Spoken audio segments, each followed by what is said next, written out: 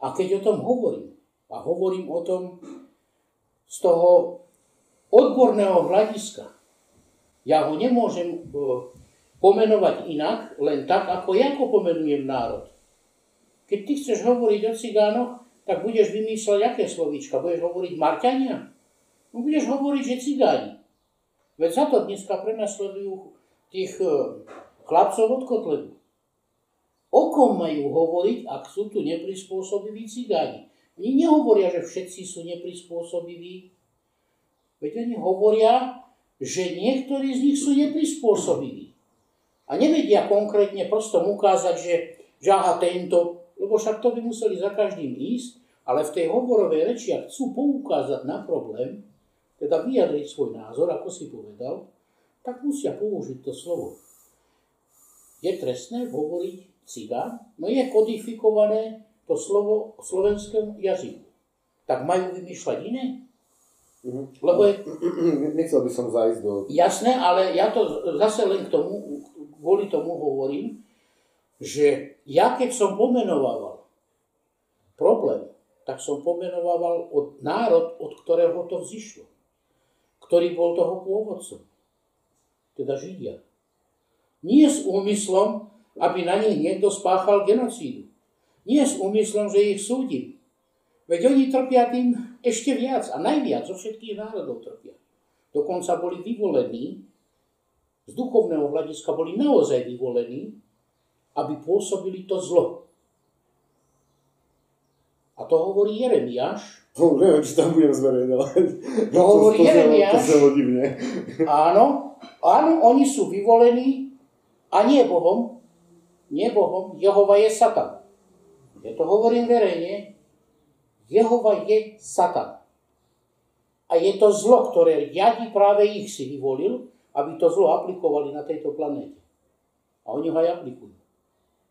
Tá špička tej svetovlády, tí najbohatší ľudia na tejto planéte sú predsa Židia. Väčšinou sú to Levíti bývali. Rockefellerovci, Rothschildovci. Tá okupácia, ktorá vzýšla z Európy, z tých vtedy ešte vlastne rodov, ktoré tu tvorili tá monarchia, ktorá tu bola. Lebo Američania, teda kto sú to? Však to je Indián s 2 perami vo vlasoch a s bohom Vakantankom, nie s bohom Jehovom. A kto teda ten Američan teda je, ktorý si hovorí, že Američan? No je to Európan, je to Anglosas. A to je bývalá monarchia, ktorá proste okupovala to územie a spáchala tam práve najväčšiu genocídu, ktorá tu vôbec na planéte bola spáchaná. 100 miliónov Indiánov tam proste zomrelo. Zaniesli tam infekčné choroby, proste všeličo možné. Toto sú všetko veci, ktoré ja popisujem vo videách. A keď o tom hovorím, a hovorím o tom pôvode, tak hovorím o základe demokracii korporatívneho fašizmu, ktorý teda vznikol už v Egyptskej ríši, ktorý tam priniesli teda Izraeliti, konkrétne Jakobov syn Jozef najmladší, potom Mojžiš, ktorý v púšti ustanovil prvú ľudskú vládu a tú vládu založil na tých pilieroch otroctva, vlastníctva neobmedzeného, hej, na tom pilieri akože trhového mechanizmu, voľného obchodu, ktorý je založený len na klamstvách a na podvodoch. Žiadny obchod, ktorý sa uskutočňoval a nadobudli bohatstvo na ňom, sa neuskutočňoval čestným spôsobom, lebo už len tú sprostú mrkvu od toho roľníka, ktorý ju krvopotne dopestoval, a to neboli Izraeliti, ktorí robili, lebo oni sa nikdy prácou neživili. Oni sa vždy živili len obchodom a poskytovaním služieb a dobývaním a zabíjaním iných ľudí. To je žiaľ skutočnosť, to je pravda a tým ja ich neosočujem. Ja iba hovorím pravdu, ktorá je. Ktorá je faktom. A títo roľníci, od ktorých oni odkupovali ten tovar a odkupovali ho spôsobom, že keď to ten roľník nepredal, tak mu to zostalo a zhnilo. lebo on to nevedel využiť. No tak to dával veľmi lacno, jednoducho, oni to veľmi lacno zobrali. Ale zase, a hovorí sa tomu šikovnosť, ja tomu hovorím podvod, na druhej strane to zase trojnásobne predali, získavali teda oni na tom, hoci na to nevynaložili žiadne úsilie, žiadnu nejakú fyzickú manuálnu prácu. Toto je vrstva ľudí, ktorá bohatla na tejto planéte od samého začiatku.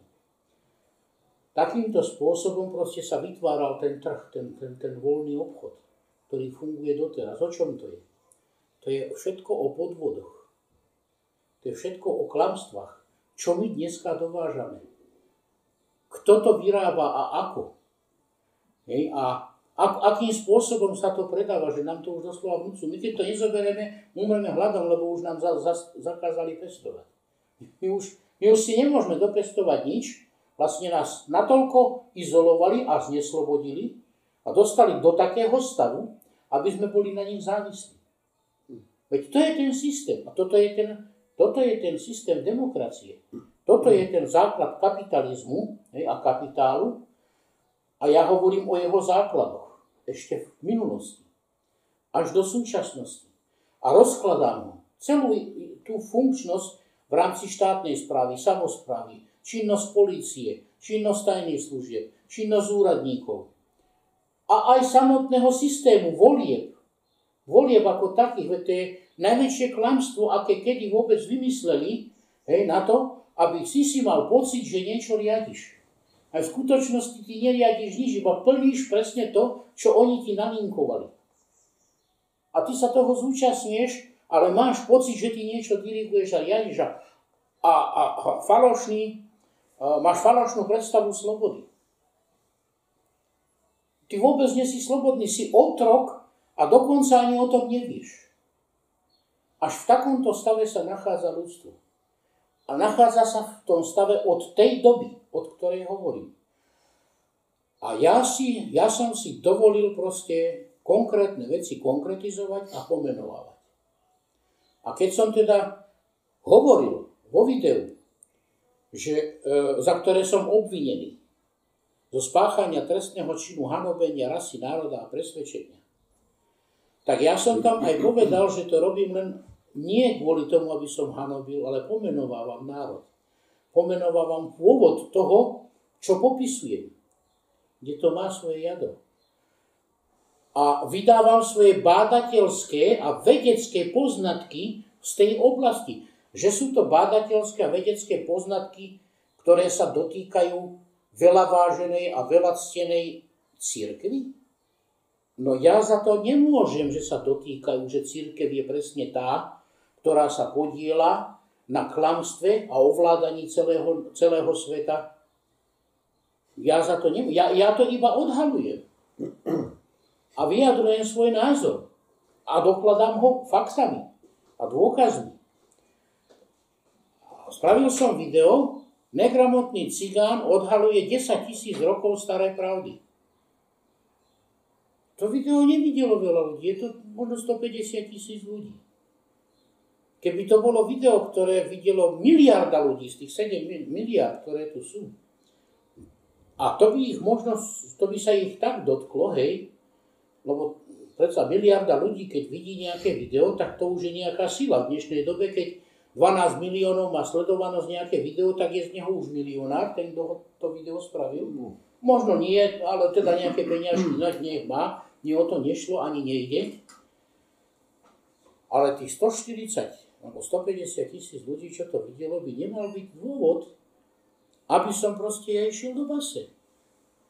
Už vôbec nie to, že citujem doslova z Biblie, že prečo hovorím, že základy demokracie sú tu v 1. Mojžišovej 4. kapitole, sú základy demokracie tu, a ja to tu prečítam, a oni povedia, ty si zločinec.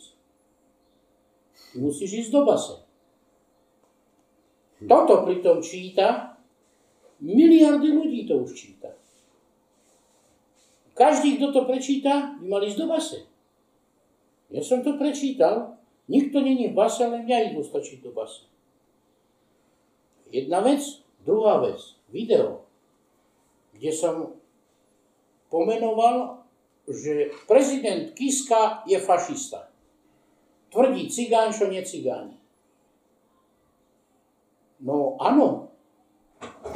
Ak vychádzame z toho princípu, ktorý vlastne, už som povedal na samom začiatku, že čo to fašizmus je.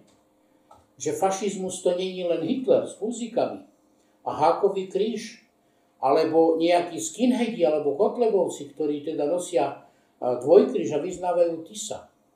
Že to nie je fašizmus. Že toto sa len učí a toto je len proste tým ľuďom proste v rámci vzdelanostnej politiky, vzdelávacej politiky, natlačené do tých hlav, ale fašizmus jasne pomenoval Mussolini. Čo to fašizmus je? A ten fašizmus som povedal, že má základ už v tej egyptskej ríši. Teda keď povedal aj taký človek, ako je Harabin, že prezident Kiska je fašista a povedal dôvody, prečo. Keď povedali politológovia u nás v republike, že prezident Kiska sa stretá s fašistami, s Porošenkom a podporuje Porošenka a vlastne podporuje Ukrajinu vo vojne proti Rusku. Dovolí, aby tu boli základne, čiže vytvára vlastne vojnový systém, vojnový stav, pripravuje sa na vojnu bez súhlasu ľudí. Že preto je fašista. A ja som súhlasil s tým a spravil som video a na základe toho presných faktov som povedal, áno, prezident Kiska je fašista. A zdôvodnil som to ešte tým, ako si jeden prezident Slovenskej republiky môže v rámci ústavy Slovenskej republiky dovoliť nazvať fašistami 200 000 občanov Slovenskej republiky, ktorí volili politickú stranu, ktorá nebola zakázaná. Súdne nebola zakázaná. Aj keď ju označovali za fašistickú, prečo to neurobili pred voľbami, prečo to neurobili vtedy, keď ja som ich nazval fašistami. Keď ja som fyzicky proti ním bojoval, keď tu tiekla krv a bolo mnoho mŕtvych, aj skinheadov, aj Rómov. A ja som vtedy na vládu vykrikoval, mňa vtedy dvakrát odsúdili, dvakrát ma chceli zabiť fyzicky, za to, že som útočil na skinheadov a nazval som ich fašistami. Bol zabitý Tomáš Bahna v Prievidzi. Zabil ho môj švagor nožom, opichol do srdca. Tu bol zabitý, to sú všetko, to prebehlo, to si môžeš overiť. To všetko prebehlo. Súd prebehol, odsedel 13 rokov. Chlapec je mŕtvý, zbytočná smrť. Tu bol zabitý Gustav Baláš v Hangovej. Jeho syn bol pichnutý takisto do brucha, má trvalé následky doteraz. Cickovci boli zabití, podpálené tu boli rodiny. Vtedy som ja chodil na vládu za Mečiarom, za Krajčím, za ministrom a vykrikoval som, toto sú fašisti, tu je fašizmus a vy ho financujete spolu so Slotom. Dávate peniaze cez Fond pro Slovakia, skínske časopisy vydávate. Vtedy mi hovorili títo politici. To není pravda. To sú obyčajní ľudia, mladí, to sú vlastenci. To není pravda, čo ty hovoríš. To sú vlastenci. Dneska už keď tí chlapci, vtedy mali 15, niektorí 19, niektorí 20 rokov. Dneska tí chlapci, tí istí chlapci sú v Kotlebovej strane. Majú deti.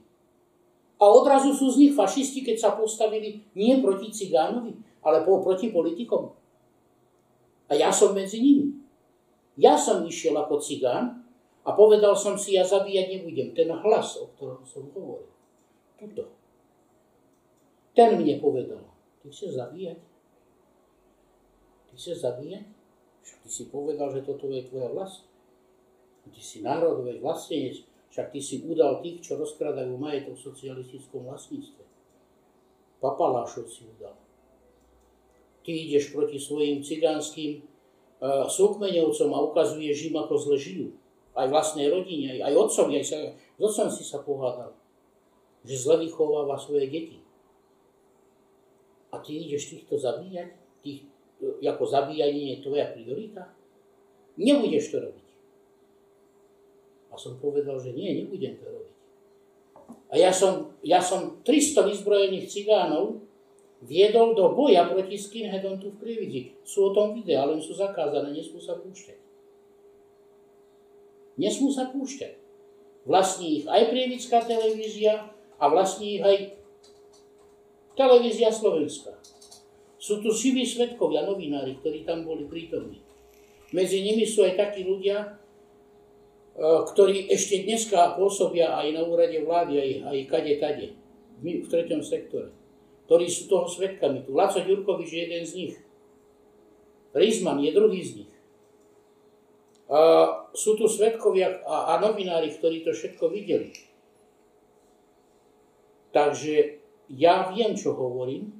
A teraz, keď ja som teda vykrikoval, že tu je fašizmus a že nás zabíjajú, a že to tu organizuje niekto a financuje, a vedel som presne kto, aj som to hovoril, ale to hovorím stále, tak vtedy mňa dvakrát odsúdili falošne za útok na verejného činiteľa a mal som ísť do basy, aby som to nezverejňoval. Aby som mlčal o tom, aby som bol ticho. A vtedy týchto ľudí mali za vlastencov. Teraz, keď si vytvorili politickú stranu, lebo ja som cigánov vyzbrojil tak, že som im zobral zbrane. A moja žena je tu ako svedok. Dal som im Biblie pod pazuch. Biblie. Malé gedeonky, modré som im dal pod pazuch. Toto je vaša zbraň. A s holými rukami, o tom sú videá, sme išli proti skinheadom na námestí. A pustili na nás psov bez košíkov. Trhali tam ľudí. Boli dolámané ruky, dotrhané. Ona ich ošetrovala, moja žena v byte. Nemocnice ich zakázali prijímať, museli ich rozvážať do Nitry, do Topolčia. V Bojniciach bol zákaz tých ľudí ošetrovať. To sú všetko fakty, ktoré môžu svedčiť ľudia, ktorí tam priamo boli. Ani vtedy týchto ľudí nenazvali fašistami. Ani vtedy nie. Až keď cigán ja som sa pustil medzi nich a prišiel som vlastne na to, že však oni sú klamaní takisto ako aj my. Veď tí, ktorí to riadia, potrebujú mať rozdelené štáty, národy v nich, veď to doteraz tak robia. To je jedno, či moslimov proti kresťanom, či proste kresťanov rozdelia na evanielikov, na baptistov, na jehovistov, či rozdelia proste národ, poštvú ho proti Maďarom, alebo proti Rusínom, alebo cigánov proti majorite. To je jedno. Rozdeľuj a panuj. Aký je to systém? Není to ten systém z toho obdobia faraóna, z toho obdobia, keď judaisti vyhľadzovali národy, keď ustanovili prvú ľudskú vládu otrockú? Není toto kresťanstvo, ktoré dobíjalo svet? Není to stále ten systém rozdeľuj a panuj? Okupuj, ber a riaď? A že sa menia formy, spôsoby, taktika, prostriedky? Sme stále v tom istom. A hovoríme stále o tom istom. A ja to pomenovávam od samého jadra. A keď som k tomuto došiel a začal som to tým skinheadom vysvetľovať. Čo to robíte vy, chlapci? Viete vy vôbec, čo to je fašizmus? Viete vy vôbec, kto je nepriateľ slovenského štátu? Ja som vlastenec. Ja som prišiel medzi vás a vy ma tu môžete zabiť. Nech sa páči, zabíjajte. Vy chcete zabiť cigánov, pozabíjať ich? Vy chcete biele Slovensko, lebo vám berú štát? Bojíte sa, že prídete o svoju národnú a štátnu identitu? O Slovensko ako také? Kto vám nakúkal, že sú to cigáni, ktorí to robia? Tak sa poďme vyprávať. Cigán schvaľuje zákony v Národnej rade? Cigán schválil zákon o vstupe do Európskej únie, o odovzdaní územia iným štátnym príslušníkom, aby ho mohli odkupovať. O odovzdaní politickej moci Európskej únii, kde zákony Európskej únie vládnu nad zákonmi národného štátu. Národnú a štátnu identitu ste stratili na základe toho, že cigáni o tom rozhodli. A nepreskakuje vám náhodou. A na čo sú vám školy? Na čo ty chodíš na vysokú? Na čo ty chodíš na stred? Na čo sú vám gymnázia? Ja mám 4 triedy ZDŠ. Ja som debil. Ako to vy máte usporiadané? Ukážte mi jedného cigána, ktorý v parlamente takto rozhodol. Kto je vašim nepriateľom? Kto vám teda zrušil tú národnú štátnu identitu? Kto vám berie to vaše Slovensko? Kto rozkráda tento štát? Ukážte mi cigána, ktorý sprivatizoval poľnohospodárstvo, ktorý to tu zrušil. Ukážte mi cigánov, ktorí s kočíkom, keď tlačia tie konáre na tých kočíkoch suché, že oni vyrúbali tie stromy, čo sa vozia na tých kamionoch do zahraničia. Ukážte mi teda toho cigána jedného, ktorý nejakým spôsobom rozhodol, že sa budú brať sociálne dávky takto a takto. Ukážte mi jedného cigána, ktorý zrušil zamestnanosť a povedal, že pracovať sa nemusí. Ukážte mi. Čo ste vy, magori? Viete, kto je váš nepriateľ? Váš Gážo. Ten najväčší zlodej, ktorý tu je. Vlastizradca.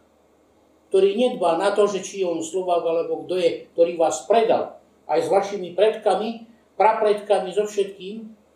Cudzým štátnym príslušníkom, ktorým nejde o nič, len aby rozšírili svoje územie, aby rozšírili svoju pôsobnosť, aby oni jednotlivci mohli bohatnúť, panovať a vládnuť, a aby zlikvidovali Slovanov ako národ, lebo potrebujú Rusko dobiť a dostať sa ešte na celé územie. A robiť ešte aj dokonca úplné zmeny. Vy nečítate, vy nevidíte, že je tu nový svetový poriadok, že je tu nejaká svetová vláda, ktorá ho aplikuje v praxi. Počuli ste niečo o protokoloch sionských mudrcov? Viete niečo o judaizme? Viete niečo, kde vznikol korporatívny fašizmus? Viete niečo, kde vznikol v grécko-rímskych štátoch mestských vznikla demokracia, demos kratias? To je ďalšie video. Tam som povedal, vy debili. A teraz to hovorím, vy debili. Ja so 4 triedami, cigán, to viem. A viem, kde je problém. Vy to neviete? Čo spravili s tým? Však ten cigán má pravdu. Prečo my chodíme na tie osady a vykrikujeme tam a chceme riešiť problém, ktorý my si dokážeme vyriešiť vo svojom štáte mierovou cestou úplne pokojne, zákonnými formami, na ktorých sa tí cigáni sami budú podieľať a s radosťou. A budú prínosom pre spoločnosť, pre Slovensko. A my sa nepotrebujeme vnútri zabíjať. Kto nás tu k tomu vedie?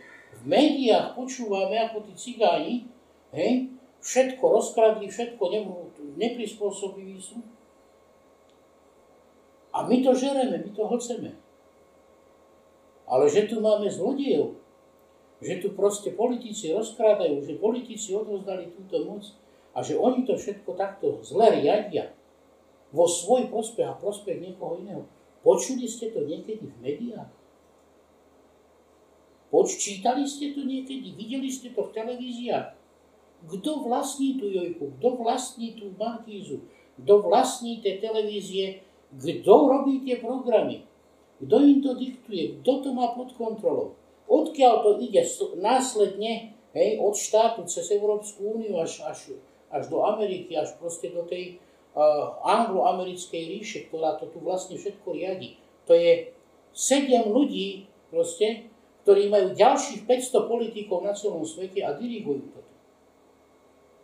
Ten sled je takto vypracovaný. A odrazu si vytvorili politickú stranu.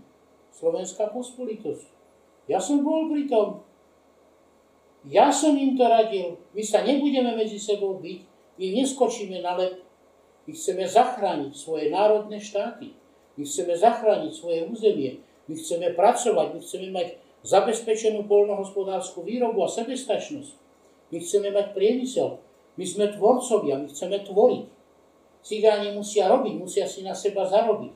Nie z dôvodu nezamestnanosti, hladu a chudoby prepadávať staré babky, vaše gážovské a žiť proste z toho, aby si zachovali život. To sú už len následky. Príčina je niekde inde. Tak si spravili politickú stranu.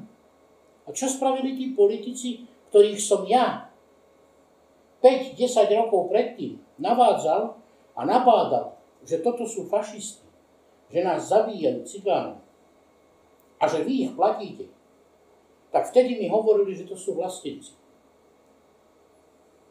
A prečo teraz hovoria, že to sú fašisti? Že ich treba zakázať. Že sa obrátili od cigánov proti politikom. Už sú odrazu fašisti Kotlebovci. Už tí skinheadi 15-20 roční, dneska 50 roční, sú fašisti aj pre Kisku.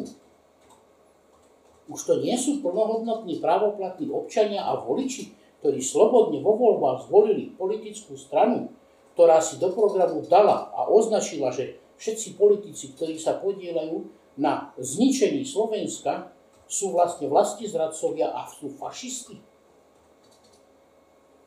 Tak títo označujú tých svojich predtým chránencov a fašistov. No tak bijú sa medzi sebou, hej? A ja stojím na strane dobra. Ja nepozerám na hákový kríž skinheada, nepozerám na Tisovú tvár na tričku Kotlebovcov, ale pozerám do srdca tých ľudí.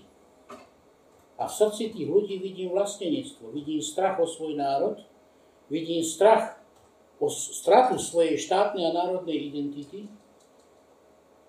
a vidím, že oni majú skutočný záujem toto zachovať. A nedať si to. No tak, nie som členom, ani som nikdy členom nebol. Naopak, ja som bol ten, kto fyzicky proti ním bojoval. Ale teraz stojím na strane národa. Celého národa. A ja vysvetľujem aj teraz, aj Kotlebovcom, lebo keď som proti ním bojoval, tak som bojoval aj popri boku zase len Slovákov. Koho? No zase tých, ktorých platili kto? No Sorošovci. Kto? No židovskí príslušníci. A teraz ja nedehonestujem tých Židov, ich pomenovávam. Financujú aj doteraz antifašistické hnutie. Financujú tretí mimovládny sektor, ľudia proti rasizmu, nadáciu Open Society. Všetky títo, ktorých menujem, stáli pri mne a navádzali ma, aby som zabíjal Slovákov, aby som zabíjal skinheadov. To boli moji spolubojovníci, zase len Slováci.